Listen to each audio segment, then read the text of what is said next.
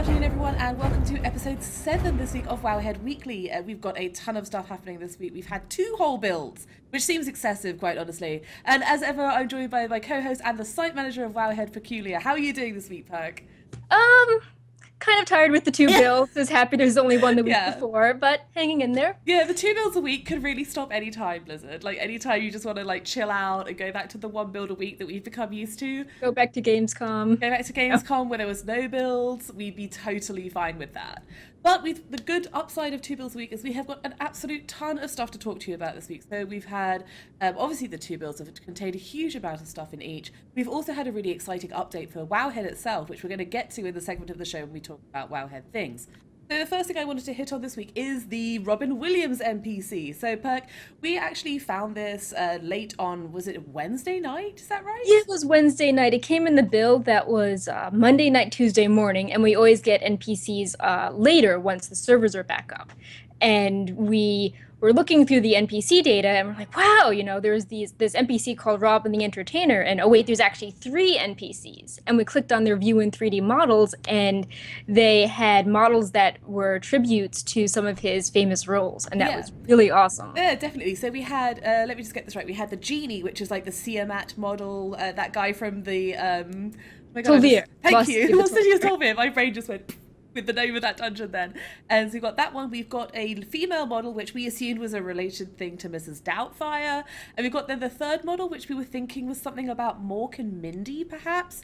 Because it's got the suspenders. We're not 100% sure. Yeah, it has the red suspenders and the green shirt. Yeah, exactly. We weren't 100% sure of exactly what that one was a tribute to. But, I mean, it's really cool. And people have been so happy to see that this is in the game. The reach that this sort of discovery of ours has got has been utterly incredible, which just shows how much, you know, people really loved Robin Williams and really are sad to see him gone and really happy to see WoW putting a tribute into the game for him. Yeah, it's really heartwarming how Blizzard implemented it so quickly. I mean, just last week they were tweeting that they wanted to put something for him in game, and then, you know, the next build we are already seeing the files for it. Yeah, which is really awesome. And the models have actually been swapping around as well, which I found entertaining. There are sites covering Wowhead again. What is this? Yeah, exactly. What's data mining? Yeah, it's all good fun. So that's really, really cool. We're really happy to see it, and we're definitely sort of keeping an eye on them. And there's been a ton of really happy comments and just general sort of nice feeling from the community, which is always really good to see. But Robin Williams wasn't the only person, or probably definitely the most famous person to get tributes in the Warlords of Draenor data this week. A bunch of people from Wowhead, particularly the people who were sort of more behind the scenes, more working on the development and the data side of stuff, actually got a bunch of tribute items as well, which made us really, really happy to see. Because, like, obviously Perk and I are relatively outward facing. We do a lot of the content stuff, and we've also both had items in older expansions. So I had one in Mists, and Perk, yours was earlier. Mine was at the start of Mist. It was at 476 theory. Yeah, so I couldn't remember if it was the end of Castle or start of Mist. Yeah, exactly. But we had Ryu's puzzle ring, which is Ryu. He's kind of our data mining god, really. Is really what Ryu does. Yeah, he fixes everything that Blizzard breaks and data mines everything, and is always up at 3 a.m. Yeah, you know, he lives in London. England time. Oh my gosh, yeah, he lives in London, so he's always up super early to get out all these builds. And we had Aurorus's Ledger of Trade. So Aurorus is Gerard, who, amongst all of the stuff he did for Wowhead, used to run the Undermine Journal. Yeah, he still runs it. It's just being updated for Warlords right now. But yeah, he did a ton of cool sites, a ton of cool features before working at Wowhead, and that's what actually brought him to our attention, that he was this really creative guy. Yeah, absolutely. So very, very cool. Ashelia, you almost certainly all know Ashelia. She is the Wowhead. She still works on Wowhead now and then, mostly on LOL King now as a site manager and community director for LOL King, but she still helps us out on Wowhead. She got Adorned Waistguard, which is a belt. Noxie, I'm sure that many of you will know Noxie. She's our site artist, and she's also an independent illustrator. Does all the amazing art that you see. Did this rocket that is currently around my and Perk screens, for example. All of the BlizzCon badges, all of that sort of stuff. And Jarek's Intractable Barrier got a shield. Jarek does a lot of work on things like the cool new Zulbar thing that you'll have seen pop up. Yeah, he's really good at, you know, making the tools look pretty and adding all this extra polish to them, and helped us handle like all the, you know, font tweaks and menu tweaks for the front page. And he also does a lot of Hearthhead work, so like the decks. Oh, definitely. Builder, him. One more note about Ashilia's item, which is really cool. So in the most recent build, it got a model, and the model is of a really popular transmog set. It's the tier 8 paladin set from Ulduar, and that set doesn't have a matching belt. And so her item now has that unique belt model, so it could be really sought after for Wow. That's really cool for a transmog thing. What a nice thing to do. Yeah. So no, it's really awesome for us to just see everybody getting recognized. Like, it's kind of like we talk about every week with Wowhead Weekly, where I do a lot of the more outward facing stuff like video and content, whereas Perk does a lot of the more behind the scenes stuff. So we want to understand what everyone's doing. And it's really nice to see these guys who are even more behind the scenes than Perk is to actually get some recognition with mod stuff in the game. So it's really, really awesome. And like good feels coming out from us to Blizzard for that one. Thank you guys so much. Yeah, and thanks for supporting us. Yeah. And making this possible to, keep us going and developing more and more cool things for you. Definitely, exactly. So speaking of cool things, one thing which was we saw it coming, and it was really, really cool when we actually were able to share it, the login screen for Warlords of Draenor.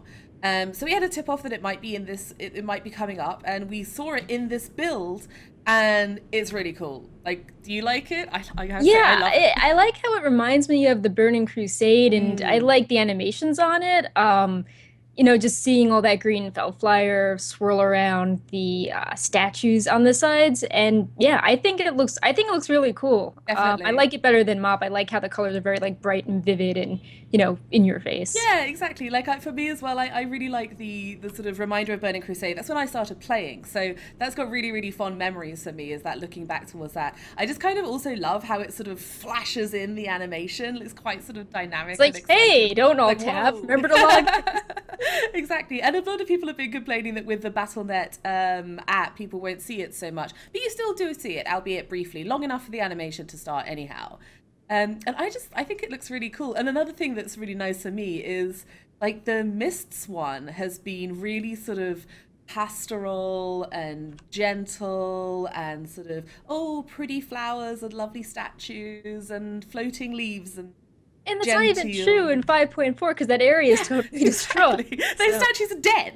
Well, they're not dead. They were dead anyway. They're statues, but they're now like broken in half and on the floor, and it's just sort of not like, aesthetically pleasing anymore. No, exactly, and it's sort of like I'm happy. I mean, we spoke about this before. It's like I love the sort of foreboding and sense of impending doom and danger that comes with WoW, and I love like Deathwing like gripping onto the towers in Stormwind and roaring at you. Although because I got DC'd a lot in Kata while raiding, it was kind of like, oh god, that noise. It means I've been DC'd again. Yeah, I mean, I liked it because it focused, like, you mentioned Deathwing right now, and I liked it because it focused on sort of, like, the struggle in Draenor and, like, the conflict there versus, hey, here's a picture of the orc, like the last boss in the expansion again. So I was happy that there wasn't a figure there, like an emblem like there was of the statues in Mop. I liked how it was more like this is the portal and there's all this like evil fell energy. I liked how it was more abstract. Yeah, definitely. And that's a really good point actually, that the absence of a single orc as the focus of it kind of reminds you that we're not just fighting orcs. This is definitely another kind of orky expansion, and we've had a few of those on the trot, so I can understand people's frustration. But it's sort of like there's more to this than the orcs. It's the whole dark portal, it's the looming danger on the other side of it now that this portal's been opened. And it's kind of exciting to me that it's not just an orc with an axe, like an orc with an axe. And like I'm really happy that it's an orc with an But yeah, so really like great reaction to the login screen as well. We've seen a really, really positive reaction to that, so super pleased with it. And moving on to actually orcs with axes, as it happens, we've got a bunch of interesting information about factions. So we've got a bunch of updates with faction rewards with the recent builds. And all of the factions now have pets. So, yeah, I'm really excited about that. Yeah, definitely. They're all really cute. Oh my gosh, yes. So we've got the Frostwolf pup, which is funny enough with the Frostwolf orcs. We've got the Draenor Defender, which is with the Draenor faction something Exarch. I can never remember. Yeah, it's the Alliance only. It's the equivalent of the Frostwolf exactly. faction. Yeah, so it's the Draenor ones, and we've got the Forest Sproutling, and we've got a Nether Ray Fry as well. And we've got a hippo as well, I think, with the steam. A hippo, yeah, that's right. Yeah. So we've got a bunch of pets there, which is it's really awesome. But we've even seen a mount coming in for the Frostwolf orcs, haven't we? Which is the unsurprisingly, it's a Frostwolf.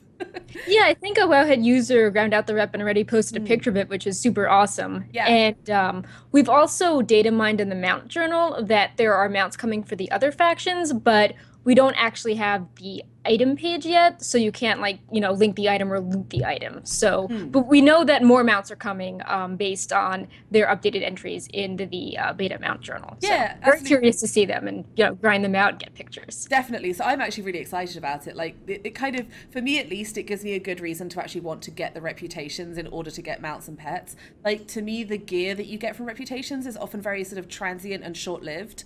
Like it often is, like particularly in Mists of Pandaria, it was only really applicable for early tiers. They seem to want to move away from that model, I think. Yeah, which is awesome. Like, yay, thanks guys. Like I'm really, really happy about that. So having the mounts to me is fantastic. Like it gives you a reason to grind out the rep. Like even at the end of the expansion, like right now, people are probably still grinding Klaxi rep to get the awesome Scorpion. But people are less excited about the ones like the landfall reps that just rewarded gear. So it's really nice to actually have those mounts and pets to go after, which are going to be exciting to people for a really long time. You know? Yeah, also the tabards too. Like we did mine some models of the new tabards, and tabards used to be, before Mists of Pandaria, very sort of throwaway, like, oh look, I put this on it friendly, and it's, you know, it has like a logo on the front of it. But in Mists of Pandaria, they started making tabards really intricate and put them as vanity rewards as exalted. And the ones we've seen so far in Warlords are the same type of thing. You get them at a high rep level. They look, you know, pretty intricate. They look, you know, pretty cool. So it seems that so far all the items on the rep vendors are just vanity items. Yeah, absolutely. Which is really nice, actually. I'm personally, at least, I'm really happy about that, as it fits my playstyle. I can understand how people might not be, but for me, it fits my playstyle at least. Yeah, I mean, there are a lot of other ways to get gear in Warlords of Draenor, so it shouldn't be like, oh, well, you know, reputation is the way that I can fill in, you know, the pieces that I had bad luck on. You know, there's like garrisons, there's Apexis crystals, there's, you know, more options from raiding, new crafted systems. So, you know, tying reputation like to valor points and, you know, saying you can only get epics at different rep levels, it feels a bit outdated now. Definitely, yeah. And it's a really good point, actually, that Perk raises about the crafting. Like, they've been saying since BlizzCon that crafting in Warlords of Draenor is intended to be a way that people are actually able to make money and make things, like, not just the sort of, all right, this is a, you know, you need dual crafting and enchanting because that's how you make money, and this is all associated with your raid buff, so then you want, you know, engineering and blacksmithing for the extra sockets. So they've taken that away, and they're making crafting more about making stuff to sell. So having the stuff removed from the reputation vendors does also bolster up that idea that crafting is actually now a viable way to get gear again, which to me is really exciting. Like, I loved making actual good gear. Like, it's a really enjoyable aspect of the game to me, is actually feeling like I can contribute. So speaking about the tabards, though, these tabards, these aren't the ones which we had in Cataclysm where you put them on and you get to earn reputation through dungeons, because the reputation with these guys is earned entirely through quests so far. Yeah, for the most part. Yeah. I think with the Steam Weedle, there are a bunch. So the Steam Weedle is a bunch of goblins, and they're in Nagrand. And I came across them while questing, and they like liberating ogre artifacts. Liberating being in tongue-in-cheek, meaning that they steal the artifacts, obviously, to resell them. And I believe that you gain reputation through quests, but also by turning in these relics from ogre areas in the western part of Nagrand. So we'll see how that turns out. But a few days ago, I was like, you know, I'm seeing all these crates around with ogre artifacts, and here are these goblin guys being sketchy as usual. Those goblins, man. But yeah, I don't doubt that we'll see more other stuff coming in for ways to earn reputation. For example, the reputations on Ashran, the Vol'jin Spear, and Rin's Vanguard for the Horde and Alliance sides. Figure out which is which. Is the sort of the turning in of artifact fragments is very important for that, as well as doing the sort of side objectives and of course the main objectives within Ashran, which implies to me that they figure that people won't just want to quest. And also a lot of the quests, particularly like the Frostwolf Orcs, you can earn a lot of reputation with those guys just through leveling. It's not a case of like in one where you get to level 90 and you're like, oh, now I get to start grinding reputation. You can actually really start with these guys early and start working towards these rewards earlier on in the leveling cycle, which is really nice. And I think that makes sense. Like, you know, if you are really into the lore and questing, it makes sense that you be rewarded with the Frostwolf with all these, you know, cool vanity items tied to the lore, as opposed to, you know, well, I have to go do a bunch of lore quests to get this epic belt. Yeah, definitely. And it's a nice balance. I think they're really sort of, obviously it's early days to say this with any great confidence yet, but I think they're kind of hitting a nice balance with the reward structures and how players have to work towards getting things as far as gear and that type of stuff goes. So yeah, I would agree. Yeah, it's sort of, obviously that's a slight caveat there, so don't think that this is first final. Day of data mining. Yeah, first day of data mining. We're feeling good about it.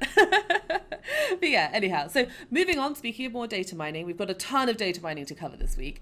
So we've had a really big haul of new data mined items this time. So things like there's some cool PvP items like the Irrefutable Challenge, which is challenge your enemy to a duel to the death. So if you, I don't know how much dueling people do, but if you do dueling, normally you don't die, like you win or lose a duel. But this one is actually a duel to the death. So it'd be interesting to see what happens there.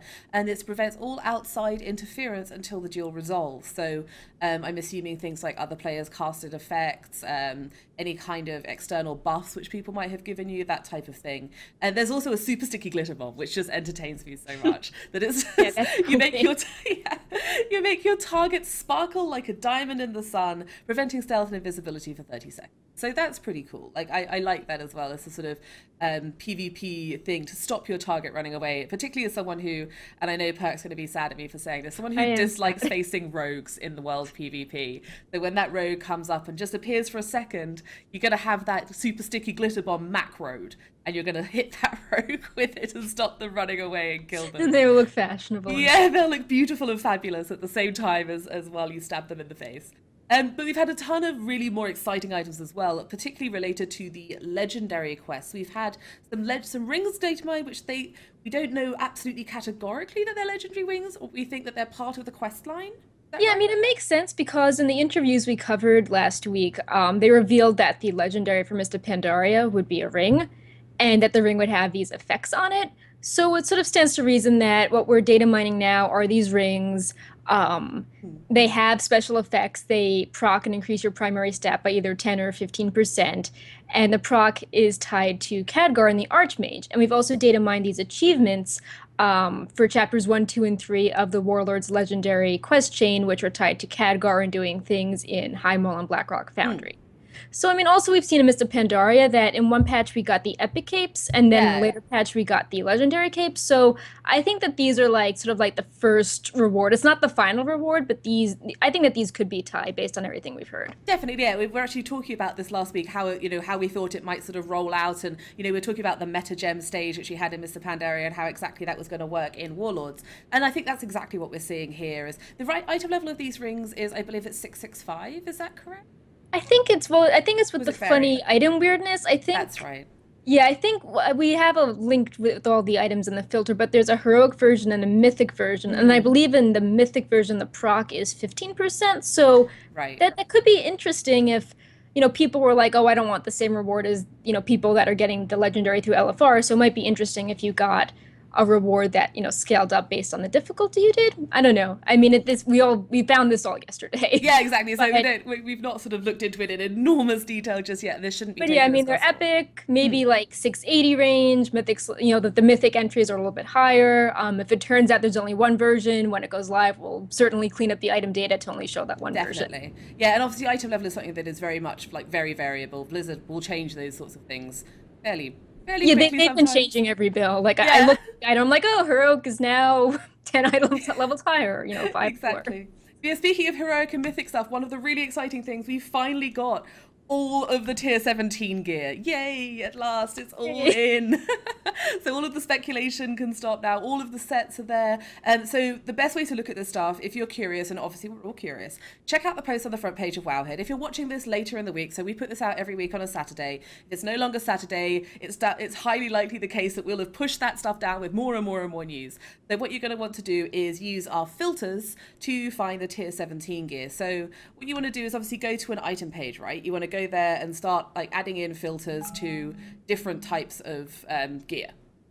Yeah, so you want to be like, oh, I want to see, class specific Death Knights and, item level 680 or above, because that's what Hero currently is. And then it'll be like, hey, here are the heroic sets at 680 and your mythic sets at 695. And, you can do the usual. You can click on their pages. You can checkbox, select a bunch, click view on 3D and be like, oh, look, the mythic sets, purple and like the regular sets green, stuff like that. Yeah, and of course we've also got a full transmog post up on the front page right now. It's there with all of that stuff. And if you hit the Warlords of Draenor button top right on Wowhead, you can go straight to our Warlords of Draenor coverage, which has got all of this in there under the transmog section as well. So we're trying to make it really easy for you guys to find this stuff. Yeah, I mean, some of the sets are really awesome. Oh So, my I mean, like, God. I know more theory crafters are like analyzing what pieces have like the right secondary stat combos or like set bonuses, but a lot of people are just like, oh my God, like, the animations are so cool. Yeah, totally. Like, obviously, I do a lot of PvP and, practice a bunch of raiding. We're all sort of into playing the game. But wow, they look cool. Like, the warrior set is insane. We found a gift Yeah, the maker. Warrior Elite set. Yeah, It has like it's spikes, then completely there's like crazy. spikes that come out from the Like a spikes. rhino horn coming out of your head or something. It's completely insane. Perk and I found a way to make gifts, so we've been making a lot of gifts of these sets. Yeah. I think I'm trying to figure out what my favorite one would be. Hmm. I think I like the Warlock ones, the Mythic Warlock set. Another cool thing is that Mythic and PvP Elite sets look tons more elaborate than your normal and heroic sets.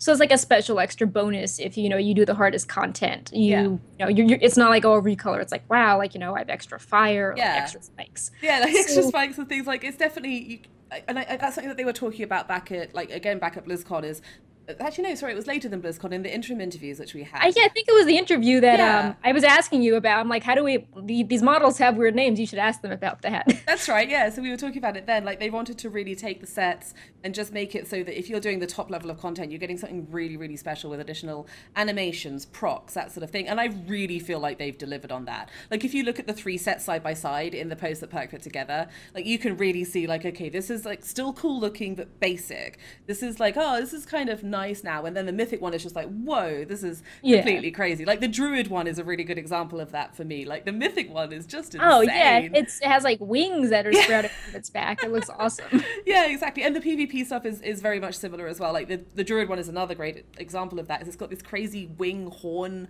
Like, I don't even know what's going on with that set, but I really Yeah, it's like like a it. weird tree that just keeps growing. Yeah, something along It's so those fun. lines. Yeah, I was slightly. I'm not so excited about the shaman sets. I have to say, like, I'm not sort of blown away by those. Yeah, the Alliance and the Horde ones also look pretty similar. Like at first, Yeah, I'm like, wait, did I copy paste these two? But I didn't. But I yeah, was like, oh, it's like gray versus gold. yeah, Um, exactly. They're not yeah, super it's exciting. not one of my favorites, but they're still Hmm, subject to change. Miss definitely. Pandaria, we saw like some models swap around a few times for like the challenge mode sets. So we'll see. Definitely, yeah. And I think personally, I think my favorite's got to be that warrior set. It's just so insane. Like, it's just like, what even is happening here with this warrior set? I love that warrior set. I'm Yeah, I really think I'm gonna excited go with the about it. Warlock set. Like just the Mythic set, it looks like tier 5, but it has like green Fellfire and just like the spikes and just sort of everything is in like high definition as opposed to tier 5. So I'm Yeah. gonna go with that like sort of the BC remix. Yeah, the Skulls on Spikes one. It's really Yeah. cool. I really like that one. So we also got a ton more information on toys, and I know that they're a subject which people are really excited about. So obviously toys, it's a new thing in Warlords of Draenor is the gear is categorized as toys. We've now got a Wowhead filter for this as well. It was added a while back, but it's worth mentioning again that you can actually now go and look at items. So say you want to look at the puntable marmot off the top of my head. Now you can now see that that is categorized as a toy, and you can actually go through and filter with drop down in the drop down section of the filters. You can now go through and select the filter for toys, which will allow you to see all of the items that are categorized as a toy, and thereby actually see what's in the toy box. So it's a completely like regularly updated running list of all the items that are in the toy box so far. Yeah, after every data push, it just automatically updates. Or, if an item then becomes a toy in like on a certain day, then that page automatically updates to say toy in the tooltip. And in quick facts, it also will say a toy. And clicking on the word toy takes you back to that huge filter. Yeah, exactly. So it's a That's really super user friendly. It's multiple yeah. places on the page. And we also have this toy box guide, and Yes. it might be really useful to people now because Blizzard added in these achievements for collecting toys. And if you get 150 toys, you get this special achievement. What's the name of it again? It's kind of a tongue twister. I can't actually remember the name of it. The thing that you get from it. Robo The Gnome. Robo Gnome. A Robo Gnome Bulator. I think it's a Robo Gnome Bulator rather than the Yes. Robo Gnome Mulator. Yeah, it's definitely for collecting 150 toys, and you should definitely check out Perk's Toy Box Guide. It's a really sort of it's the Toy Master. There we go. I just quickly rolled down Wowhead, and it's the Toy Master, which is the collector's achievement name, which earns you this Robo Gnome Bulator. I think it's going to be something like Blingtron-esque. I'm guessing it's going to Yeah. be something along those lines. And I think that the Bulator to me, like, and this is complete conjecture, but it sounds kind of like emulator, and I'm kind of hoping it's going to be something that like steals appearance or something like that. That would be really That would be cool. so cool. I just got a little bit overexcited at the idea of it because I really love the toy collecting. Like, it's just really fun to me to go around and collect all these items, particularly the transformation items. And like, it's just a really fun thing. Yeah, I really love them too. And I mean, like my bags are so awful because I have a lot of these toys. So it's really nice to see this, area of things I like collecting that wasn't tied to achievements sort of become this more official, recognized thing that people are doing. And, it's exciting to see more people get into collecting now with these incentives to, free up bag space and then get these cool achievements and rewards. Definitely, exactly that. It's just a really nice additional thing. And we've also had an absolute ton of new battle pets. Like, we've had a huge amount of new battle pets in this most recent build. And we mentioned the ones which are coming for the factions, so the things like the Frostwolf Pup and the Draenor Defender. But we've also had a ton of ones for achievements, right? There's a bunch of new ones coming in which are related to achievements, like challenge modes.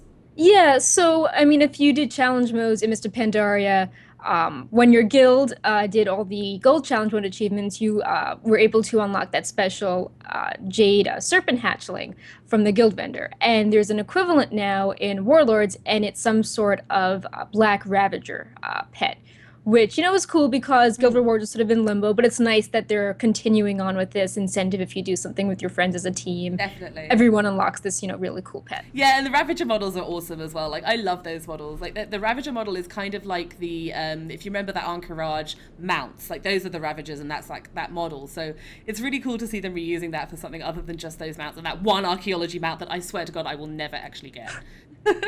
That took me like 500 tries. Oh my God, I don't know what I'm at now, but it's taking me forever. And I was just like, I'm so tired. And then I obviously like moved from the EU to the US, so now I'm just, like looking at it on a US account. It's like I haven't even started archaeology. This is depressing. So yeah, I don't think I'm ever going to get that. But it's really nice to see them reusing the model. So the other thing that we found in the data this last time around was, of course, these very exciting mounts, the Horde and Alliance Chopper models. So this is the closing chapter of the Azeroth Choppers saga. Single sad tear for the closing of the saga. By the way, check out Perk's Romeo and Juliet thing for that. It's freaking hilarious. We need to link it this week. Yeah, we need to link it this week. I forgot last time. But yeah, they're in the game. They actually look pretty similar to what we saw in the show, right? Like the Alliance one is slightly pretty better. impressed. Yeah, yeah, for sure. They look pretty good. I was always wondering, I'm like, how are they gonna get the treads as actual models, or how do you show all these like little details on the side, like the Alliance gears and medallions? Exactly. And they did a pretty good job with it. And the treads actually go around, like, as well. Like on the Horde one, on the model at the moment at least, they're stationary even in the run animation, but on the Alliance one, the treads actually do go around. If you think back, this is actually the first model with treads where they actually go around and it's not just wheels inside of them moving. So fair I should play. go make a bunch of pre-mades and send all the gold to one character so I can buy it. I was actually thinking that just the other day. Like, I was going into Ashran, looking at Ashran for guides. I was just like, you know what? I should just like make a bunch of pre-mades and send all the gold over and then buy it. We could do we could remake that animation at the opening of Azeroth Choppers. Yes, we could do that. That could be our new Wowhead Weekly intro. Yes. This is a great idea. Okay, we have to do this. This is a great idea. All right, so they're cool. We kind of like them. Pretty impressed with how close they are to the ones in the show. But every week in this show, we do a bunch of information on obviously what's going on. We also talk about what's going on Wowhead itself, and it's a chance for Perk to tell everyone all of the cool stuff that she's been working on, which people don't even notice because it's so cool that it just fits right in.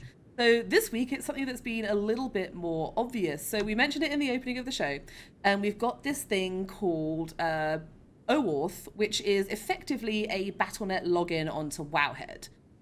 So Perk, run us through just really quickly how exactly it works. I know a few people have been a little bit nervous about this. Yeah, so basically Blizzard approached us and a few other fan sites about partnering with them for the launch of their new API service. And that let people log into Wowhead using their Battle.net credentials, but this doesn't mean that Wowhead as a third-party website actually has your, Battle.net information. Like, we don't have your email, we don't have your username, we definitely don't have your password, we don't have anything. Basically, it just makes logging onto Wowhead easier. It's sort of like if you log into another site via Facebook, except for not gross like Facebook. So...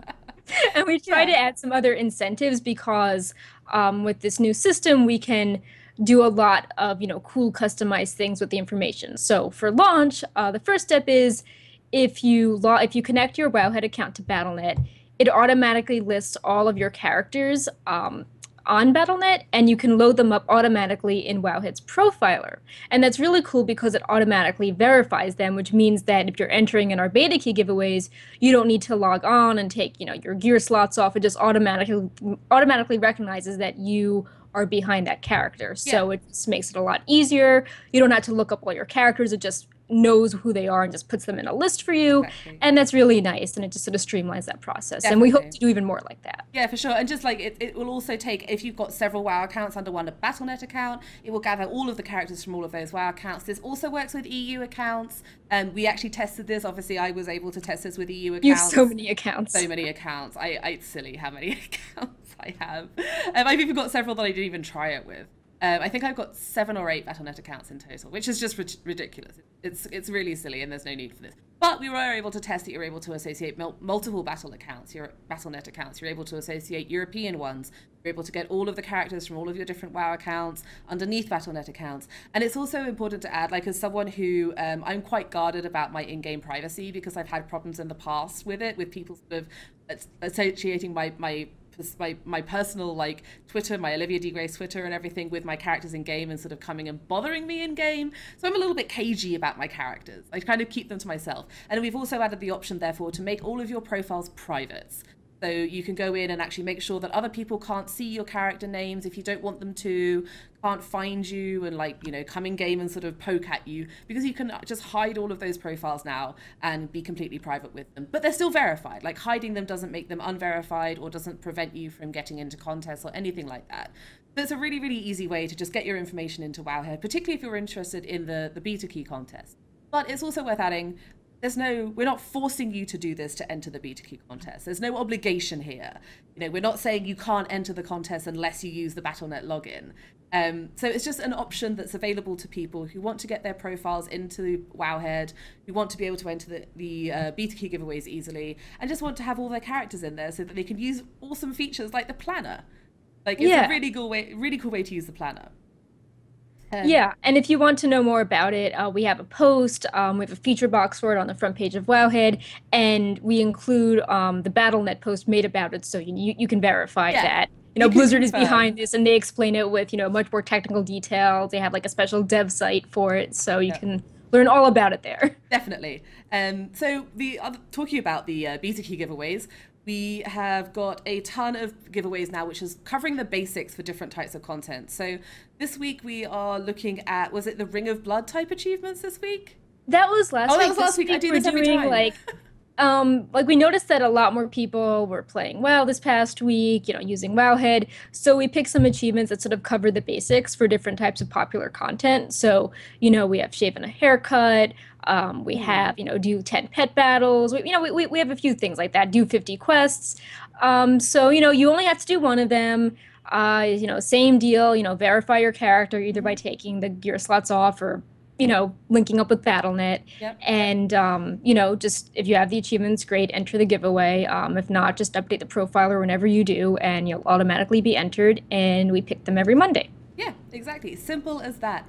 And so we are also doing a giveaway this week on Wowhead Weekly. Now, we've done a couple of giveaways. The past 2 giveaways we've done on Wowhead Weekly have been related to comments. So thank you so much all for commenting on the videos and leaving your Wowhead usernames, and hope you're enjoying your beta access.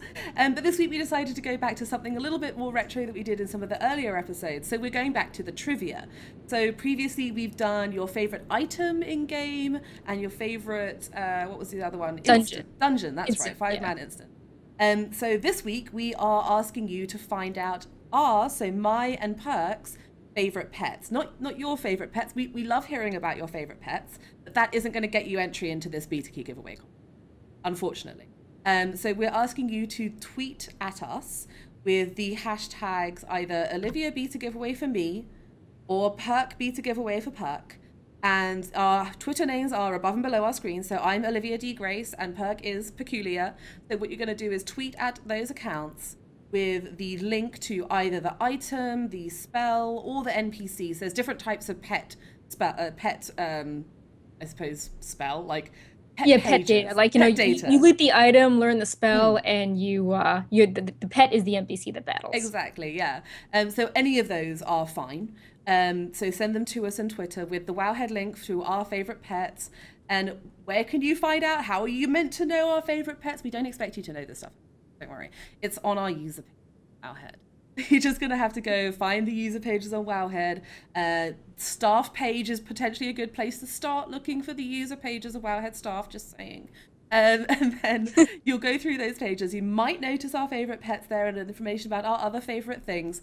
And just make a tweet at Olivia D. Grays with the hashtag Olivia Beta Giveaway, at Perk with the hashtag Perk Beta Giveaway, and our favorite pets on the item, spell, NPC links. And that'll enter you into a giveaway. So we're giving away, how many keys should we do each this week, Perk? What do you think? Let's do 5. That works out well for, yeah, exactly. So between us, 5 beta keys each, so 10 in total. So get looking for those items and get tweeting at us.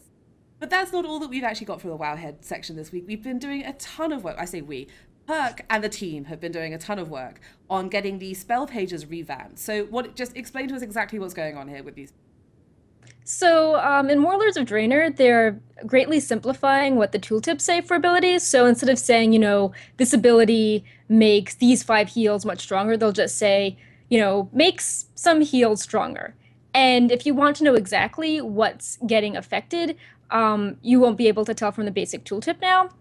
And we also had some people from Simcraft ask us if we could expose more data. So between those two things, we took this, little tiny data tweaking request and we turned it into a revamp of all the spell pages. So now, instead of, having a spell and then underneath the spell we have a tab for like 20 things that modify it, we've broken it down so we list out each thing a spell does. So it might do, 4 or 5 things. And then underneath that, we list all the specific things that are modified. So, a heal might increase a healing of these 5 abilities by 20%, but, other 2 heals by 50%. So we break all of that down. So it's really easy to tell what does what. And previously, the effects have really user-unfriendly names in the data. They'll be like effect 1, parentheses, aura 200. And we've always made progress deciphering them. But we decided to really focus this week and make sure that all the remaining ones make sense, all the new effects added for Warlords. So everything is in English now, and everything is organized. So you're like, this increases my heal by 20% following 3 things. And we also have a basic mode, which, only shows like, your talents, your specializations, and you can click the toggle to see more for, things like set bonuses or, trigger spells or procs. So if you really want to dig into the data, it's all there. But if you're just curious, what this vague tooltip does, you can just easily see that right in front of you now, all broken down, no scary math or data. Weird names. None of those weird long things in the brackets with all the numbers. And it's all got. It's really cool, and it's like the difference between the advanced and the sort of basic tooltips in game. Apart from with way more information in the advanced and way less confusing stuff in the basic. It's a really, really cool feature. And like, again, as I always say, Perk and the team do such amazing work here that you don't even notice it. It just works like it should. And yeah, it's really fantastic. So going back to the beta stuff, we're still not done with beta stuff. We don't actually really have any live news this week because not a ton is going on live servers right now. Thank God we have beta news. Oh my God, yeah. So we've had a bunch of Garrison updates. The inn now has quest givers that are some well-known NPCs, which have rewards which basically give you vanity items. So Gamon, for example, is one of them. So we saw Gamon in both the Horde and the Alliance inns, which kind of surprised me, I suppose. It's not that surprising because both sides help him in the Siege of Orgrimmar raid, but I was still kind of surprised to see him in both the Horde and the Alliance sides. Yeah, I mean, he was such a fixture specifically in the Horde inn before Siege of Orgrimmar, and now he's he's defected. He's defected to the Alliance. So we've also got a bunch of other ones. So you've listed out him, Myloon and Johnny Awesome, who people might remember from the sort of funny little beach area where he used to be. Yeah, he has this recolored Hunter Challenge mode armor, so he's doing really well, I guess. He's finally becoming awesome. Yeah. Who else have we got? We've got Millhouse Manastorm, we've got Lunk. Yeah, And people were really excited about him. We've got yeah, Impsy. If you're a warlock or do things in Felwood, you'll remember, yeah, Impsy, the rainbow imp yeah. with the rainbow trinket. We even have some NPCs that people on Twitter suggested. For example, a dev was asking what NPCs we'd like to see return to the inn, and I suggested this NPC that is at the World's End Tavern in Shatrith, who is she ran a rogue academy, and in Chatford she was temporarily shut down and regrouping. Okay. And she has these really funny sayings about rogues, like, evasion's the best 15 seconds of your life. The thrill is that, you experience this, before you die. The last 15 seconds are the best. She makes fun of mace rogues, rogues that look in combat, not having flash powder if you try to banish. And I was like, hey, she'd be really cool if she showed up here because it's Draenor. She can set up a new rogue academy. And it turns out that she is there, and she has this quest to send you to an instance to collect more weapons for her. So I'm excited seeing little touches like that. Yeah, definitely. Like, it's really cool to see them harking back to older stuff, and particularly the sort of cool little things like that. Like, I never played a rogue, so I was completely unaware of that NPC until Perk started talking about it on Twitter, and I went and found her, and she's really awesome. And I'm really, really glad to see her being added to the inn. And they give away a bunch of like vanity items and some cool pets as well. Like those peacock pets are fantastic looking. They're so adorable. Yeah. I'm really excited about them. They're just, whenever we do a battle pet update, I just use the peacock as the feature image, and it gets tons of hits because it looks so awesome. Definitely. Same pet, different color, just posted every week. People love it. That is an awesome pet. And there's the Gamon one awards Gamon's Braid, I believe it's called, which allows you to summon him to you, which is pretty cool. I think the devs were saying that there's some sort of yell when he gets summoned. So that seems like it would be pretty cool. And there's also this really cool owl pet. If hunters, you may remember the spectral owl in Mount Hyjal that you can tame.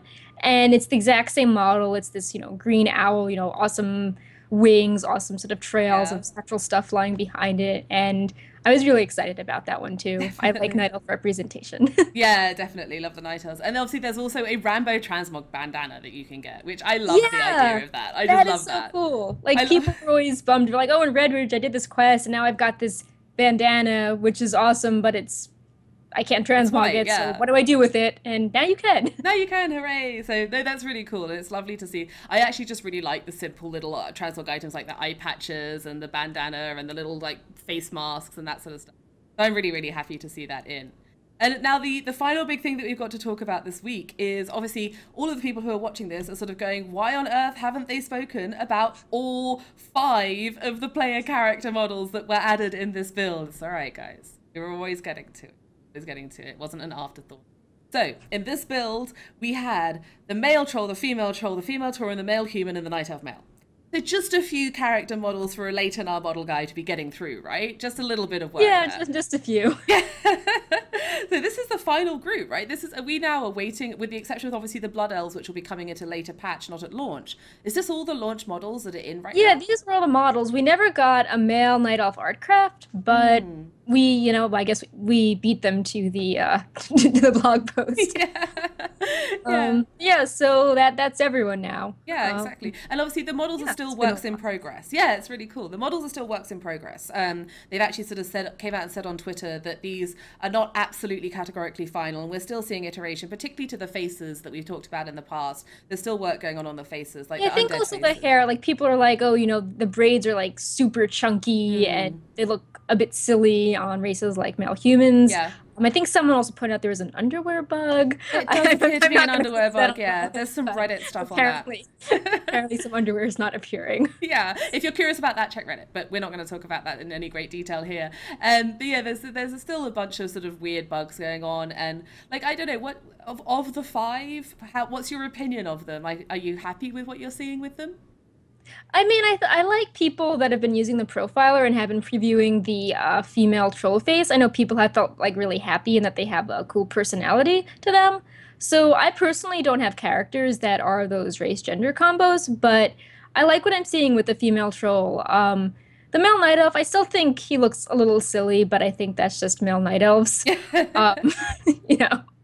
But yeah, I think I like what I'm seeing of the trolls. I like them in the Artcraft, and I like how they're looking in our model viewer now. Yeah, definitely. My opinion is very much the same. Like, I don't have any male humans. I find that they're looking a little weird. still. Like, I can't exactly lay my finger on just exactly what I I dislike think their about hair them. is like too heavy or overpowering. Going back what I said with the braids, but I think people were also complaining that the beards were like too bushy. Yeah, it could be that actually. It could be, it's sort of, they feel very square faced, and it could just be that the hair is framing their face in too harder lines or something like that. They feel like unfinished, and it's no surprise because, as they Yeah, said, they they are are. unfinished. Like, oh wow, there you go. So there's definitely still work coming on them, but yeah, they just look a bit sort of wronged. Like, I can't exactly say what it is about the faces. The eyes seem too small, the mouths seem a little too big perhaps, but I mean, they're an improvement. Like, the anime hair is still in, which is entertaining to me, but they look a little bit odd. The Night Elf male, I completely agree, looks silly. I'm going to be putting together some side-by-side model videos for next week so that you can really have a look at them and like really compare them in detail to the previous ones. But yeah, the Night Elf male has always looked silly, and they stay true to form there. So Yeah, good I think it's job. very just when they do their flips, they're just like very sort of like top heavy or Yeah, oddly proportioned. But yeah, definitely. I mean, we did get a preview before we saw the models. We've been data mining all these Garrison portraits, and I'm not sure what they're Hmm. for yet, but they have like all these different faces and shoulders and hats, and we saw some portraits of an updated male night elf, and we're like, oh, well, maybe this is what it will look like, because the other updated models match what we've Hmm. already seen. So we've been thinking about this since Monday, but we've seen the full updated body on Thursday with the Yeah, build.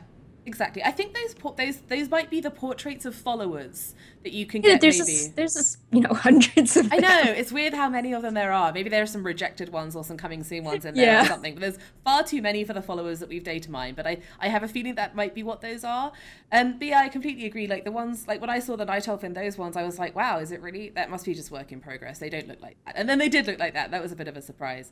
But I totally echo what Perk said about the troll females. Like, I have a couple of troll females on live, and I find them like fine. Like, I have them for the racials on live. Like, I don't have them because I love the model, but they're very expressive, and they have this sort of nice balance between looking like, there's the pretty face, like everyone uses the troll pretty face, you know, there's the two pretty faces, and then there's the other ones which are sort of the gargoyle-esque sort of null older faces, or the sort of Yeah. angry ones with the big frown lines.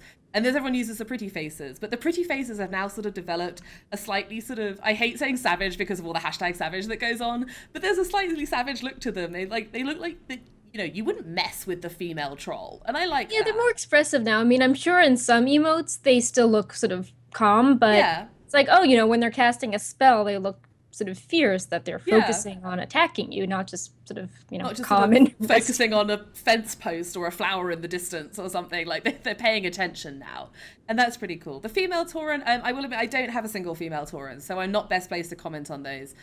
They have a sort of a slight Disney problem, I think, and I've seen a bunch of feedback saying that as well. That they have a slight, rather like people objected to the male Tauren's Disneyfication, so to speak. That the face was a Yeah. little bit too sort of goofy, I guess, like sort of funny, goofy face. And I think that they have a slight problem with that.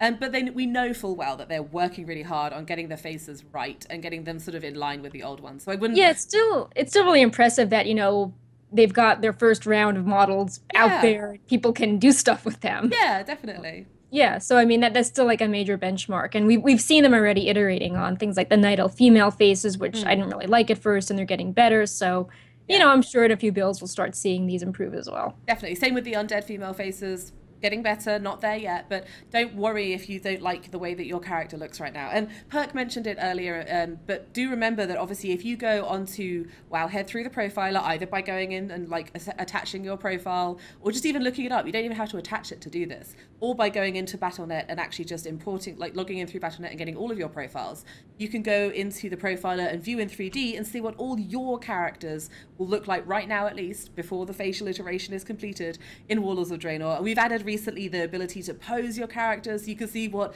like, I could go in and see what my little dwarf shaman will look like when she's flexing. Spoilers. Areas in Warlords of Draenor. So it's a really cool feature if you want to see what your actual characters will look like. Don't forget that. So the last thing we wanted to talk about this week, we touched on it previously, but we've got a little bit more information on it this week, was this Drake Collector achievement. So we spoke Yeah. about this before, right? So we spoke about this because of the Emerald Drake. And that was all we knew, was that it might come from this Drake Collection achievement. Well, no, I think actually it was tied to 250 mounts, and then they Hmm. removed it, and then they're like, oh well, it might come back somehow tied to an achievement, That's and right, now we yeah. know what the achievement is. And I don't think it's one of the achievements that they previously mentioned. It's not tied to an instance, it's not a reputation vendor, it's not on the black market auction Yeah, house. you're exactly right. I'm actually just like skipping forwards through time because it feels like so long since we did our last show that I've got confused as to what we knew then and what we know now. So Perk is exactly right, and you should ignore me. We didn't know anything about it. So the Drake Collector achievement, we now know this. This is how you're going to get the Emerald Drake, and it's for collecting different drakes through the world, right? Yeah, and they range from really low RNG, like the Onyxia mount, to collect 50 mounts and get the albino drake. There's the Wormrest Accord drake in there. There's another wing mountain there. So they cover a wide variety. Yeah. And it's interesting because most of them use the plain drake model. And then people are like, well, why are there these other drakes that don't have the basic model? Like, if you're going to include another drake, why not include a proto drake, for example? Yeah, Or why exactly. the purple nether drake? Why not the, Viridian nether drake? Yeah, exactly. And I think that there was I think what happened there, we saw the achievement change. They had in, and this was equally a bizarre choice. Like they had the Vial of the Sands Drake in there, the Sandstone Drake, which was like they had all of the albino Drake model, so that basic Drake model, and they were all that, apart from the Vial of Sands one, which was just like, "This is weird. And why would you just throw that one in there, particularly when it's awarding a Drake of that same basic model that people have been asking for ages? So it's sort of like, this is a very strange choice. And Yeah, then I think the most controversial one is the Blazing Drake, though, because definitely, that doesn't fit the model either. And we already have several RNG mounts, like the Malagos mounts are there, and the Onyxia mount is there, and they all sort of look the same. They all have the basic body, but the Blazing Drake looks different. It's not only RNG, but you need to clear all of Dragon Soul to have a chance at getting it. And right now, you can't really solo Dragon Soul on all races, and even if you could, it still takes more effort whether you decide to clear or find someone else to clear for a lockout to have a chance at this Drake than it is to just go into Onyxia's lair, kill things for 5 minutes, and you either get something for RNG or you don't. So I think there's just too much of a hassle involved, I think, with the Blazing Drake right now. And they were saying, oh, we'll make Spine easier to solo, but it still seems like there's too many hoops associated with it for a mount that's not a guaranteed drop. And if they really want to use that model, they can maybe put the meta achievement one in, because if you're doing it with a group, everyone gets the achievement at the same time. It's not, oh, I got my transmog set, I'll stop running this with yeah, you. Um, but yeah, I'm just sort of curious because it doesn't look like the other Drakes, and it just sort of seems like yeah. irritating It's a RNG. disproportionate amount of hassle, I would say. Like it's sort of, if you compare, and obviously I understand that they want to have some drakes in there that are harder to get than others. Like the bronze drake, like who doesn't have the bronze drake? Like that's one of the easiest mounts to sort of get hold of in the game, in my opinion, at least. But then you've got this blazing drake, which like the Onyxia ones, sure, you've still got to go and kill like the Malagos ones. You still got to go and kill stuff. You still got to go and kill Sarth with the dragons like alive. Like sure, that's still raid stuff, but it's easy. Like you don't have to worry about actually having people who know what they're doing to do these achievements, and you certainly don't have to kill 8 other bosses which are only like one expansion old. It's like it's not the Sarth one, you just walk in there, kill the dude, walk out, someone gets a drake, maybe, who knows. And I also like Perk makes a really good point about how you have to take like it is soloable if you are a certain class, and if you are highly geared, and if you are very skilled. Like it's not soloable to Joe average at all, Dragon Soul. So at least it's a Drake that drops on normal. There's that to be said, I suppose. But they confirmed that it's going to get easier, but it's still like you need to take people with you right now to go through there. And it's a drop. It's not a sort of like attributed, like it's not personal loot. It's not like, oh, we went through there and hey, I got a mount. Sorry, all you guys. It's something that can be ninja'd by a raid, like a master looter, really easily. Yeah. And people are really crooked with these runs. There's no guarantee that they're going to be nice. So it's sort of a Yeah, case and of, I have a lot of mounts. I'm really close to getting the 250 mount one anyway, just how I am currently. But, I don't really feel particularly proud of the mounts that have taken me so many tries. Like we mentioned the archaeology mount before. I'm like, oh, that took me 500 tries. I've definitely had the Oni one take me over 100. I've had the Cataclysm dungeon mounts. They've taken me 500 tries each, more than that. And I don't know, like I wouldn't feel like I was like, oh, reward me for collecting all of these RNG mounts.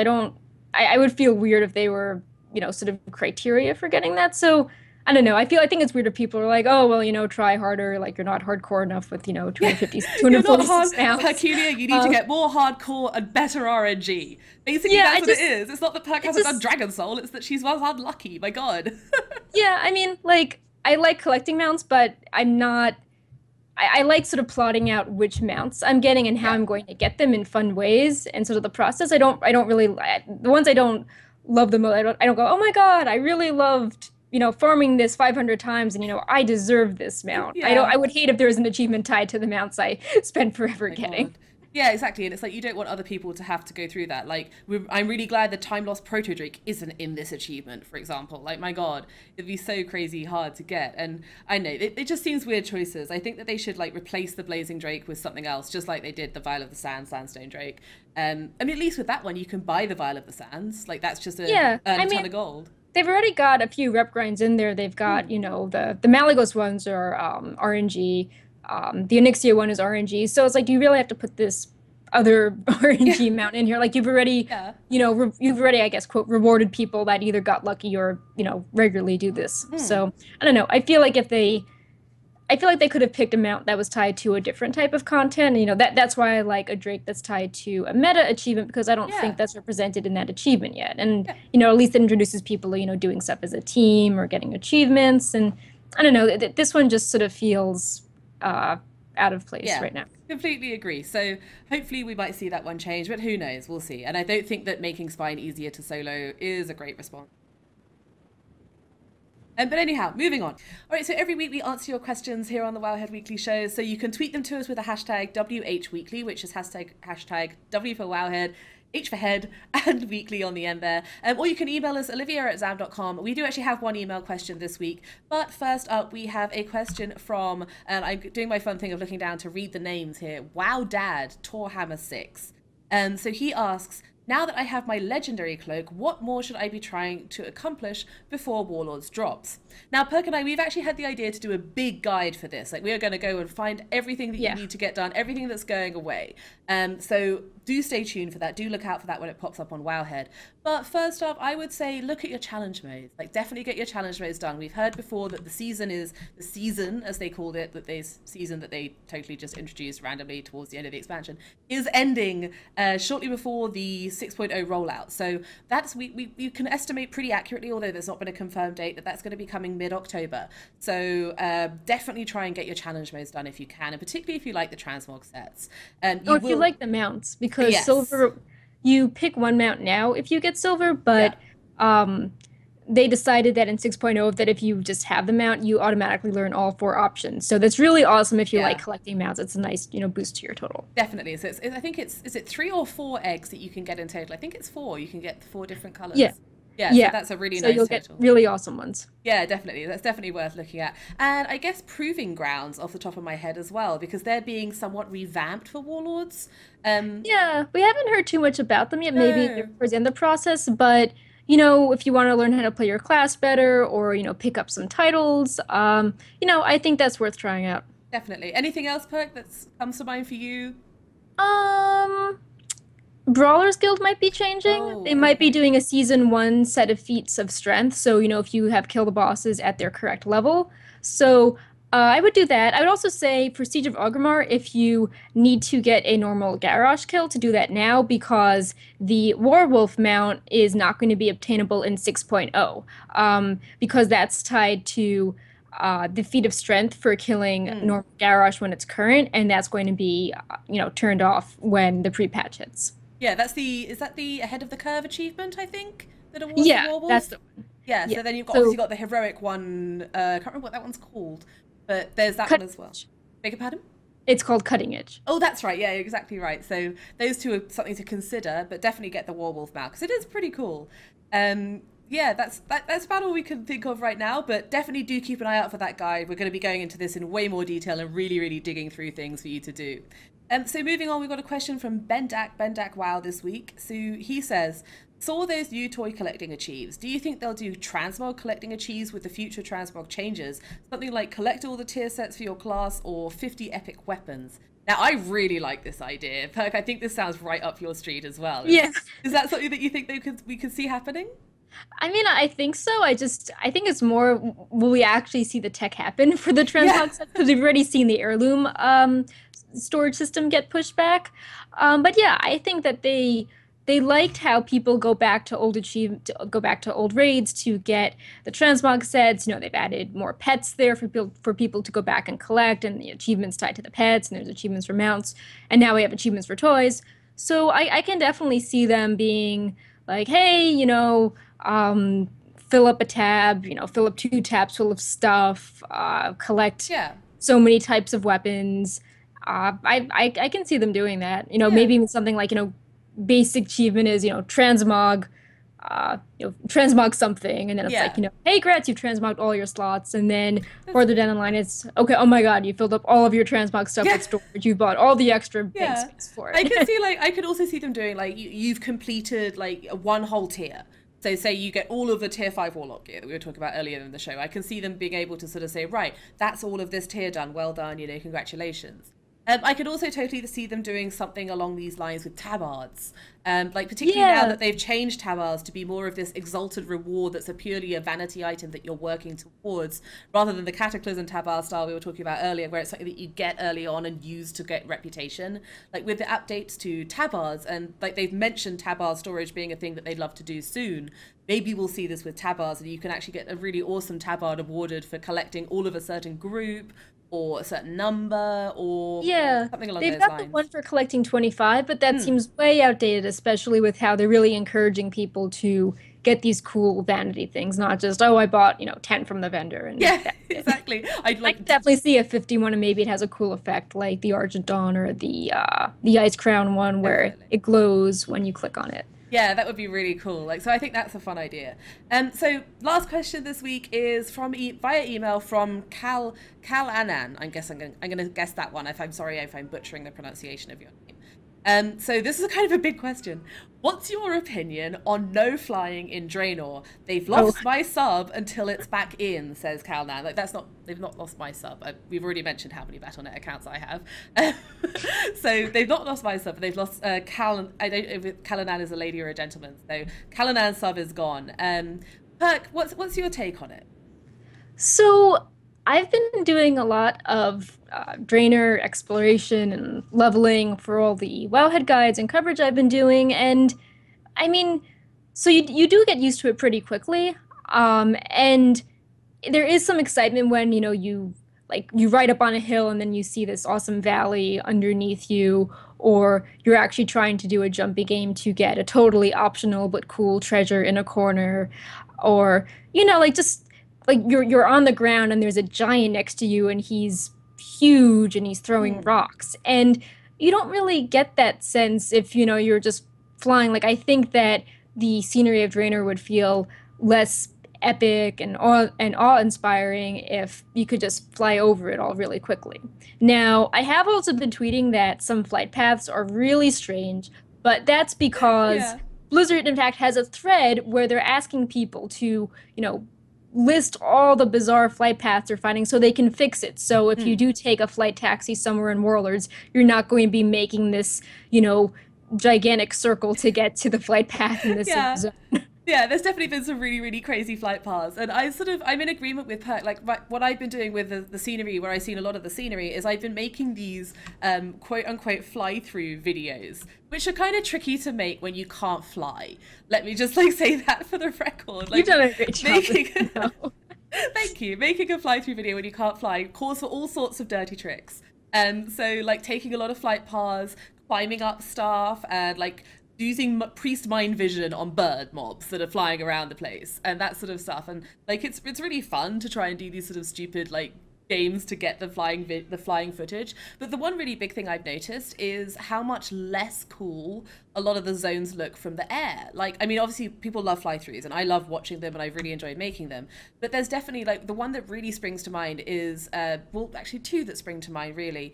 Particularly those Spires of Arak. Spires of Arak is a really awesome looking zone. You've got the Skyreach dungeon up high, and you've got the sort of the big sort of high things, which look really cool from the air. But then in the middle, there's this giant sort of forested area with a real dense tree canopy.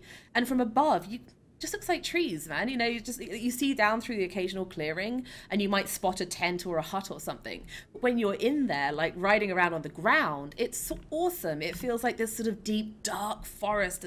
And then you look up and you see a hint of this pointed spire that's glinting gold. Exactly. Yeah, that's just, I was almost thinking that it would be cool if we did a video just sort of stealthing around on a rogue, just things at the ground level.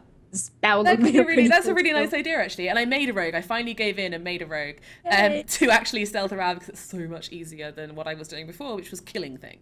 But yeah, and I think that that's definitely also the case in the Grand has a really nice forested zone, which you just wouldn't appreciate from above. And Gorgron, the zone that Perk and I were really excited to find when it was first released, this sort of beautiful rainbow fairy Gorgron zone. The Wildwood, I think it's called, is the name of the zone. And that's just so pretty, and you just don't see that from above. That being said, though, there's definitely been some sort of annoyance. Like, it's definitely easy. There's no denying the fact that it's easier to get places when you're flying. Like, whatever our opinion is of the ground-based content, it's easier to get places when you're flying. And I'm still like, a lot of people are taking what's coming out of the devs as there is absolutely categorically never going to be flying in Draenor. I personally am not of the opinion that that's what is actually going to happen. All of the time, the devs have been saying that they're going to listen to this. I'm sorry, there's a cat getting really annoyed in the background, which you can probably hear, so I'm sorry about that. The devs have been saying that they're going to listen to player feedback and see what happens. And initially, Bashiox, one of the community managers, was actually tweeting, or I believe he was tweeting, or it was either that or a forum post. There was going to be an epic quest line going into patch 6.1 that would introduce flying. And then subsequently to that, Alex Afrasiabi and Corey Stockton were talking on Twitter about how they weren't it was an interview, video interview, not on Twitter, that they weren't absolutely certain that they would do it, that it would ship with no flying, as in at launch there would be no flying. So I'm still, Perk, I don't know what your take on this is, but I'm very much of the opinion that we're still going to be getting flying later on in the expansion. It's just that they're going to leave us on the ground in 6.0. I mean, maybe what will happen is that in 6.0 we can't fly, and then when they open up Tanan or Farallon or some other zone, that will be a no-fly zone, and then the old areas that you've already gotten your chests from and your rare spawns will become flying, because you'll be focusing on the new area. So I think that will happen. And I also do want to say that I think they have learned some things from the Timeless Isle. Like, Timeless Isle didn't have flying, but also had all these rocky cliffs in the way, and it was really hard to just get to places quickly on the ground. But it seems that there are sensible, paths that you can run on, or, take a ground mount on, and you can quickly get to important points in a zone. There's no, oh my god, this spawned 5 feet away from me, but it's at the top of a cliff. There's only one way up, and it's making this huge loop. So the terrain does seem a bit more, user-friendly. But yeah, my guess is that any new zones they open in later patches won't be flying, and they'll gradually make the outdated zones have flying. Definitely, I would completely agree with that. The one exception I would note to that would be Ashran. I don't think we're going to see flying in Ashran. Definitely not flying in Ashran, because it would be completely bizarre for this PvP zone. And as a result of that, I also don't think we're going to see flying in the faction hubs, which are the peninsulas off of Ashran. I think that those are going to remain no flying, definitely at least for this expansion. Maybe something will happen in the next expansion for that. Yeah, like how Dalaran was handled. Precisely, yeah, exactly that. So, in summary, there's our opinion. We both are much of the opinion that it's going to be coming later. I don't think anyone on this show thinks that it's never going to be flying in Draenor at all, ever. But maybe if people actually turn out to really love it, it might happen. Who knows? Definitely no promises. We are not Blizzard, after all. Funny enough, there's been a lot of people thinking we are Blizzard. I know, that's very strange. Yeah, it happens now and then. Just for clarity, we're not Blizzard. We don't work for Blizzard. We're a fan site. But if you're watching that show, you probably knew this already. So there we go. That is episode number 7 of Wowhead Weekly. Thank you so much for watching. You can follow me on Twitter at Olivia D. Grace. It's down here underneath my camera. You can follow Perculia on Perculia. It's above her shot. You can follow Wowhead on @Wowhead. And as always, you can see all of the information that's on this show, all of the information from all the builds, like constant builds right now. Too many builds. Oh my god, too many builds. All of the information about OAuth and everything that we're doing on Wowhead, all of the models, 3D models, everything, basically everything. All of the information about World of Warcraft, you can find it on wowhead.com. Thank you so much for watching, guys, and we will see you next time. Bye-bye.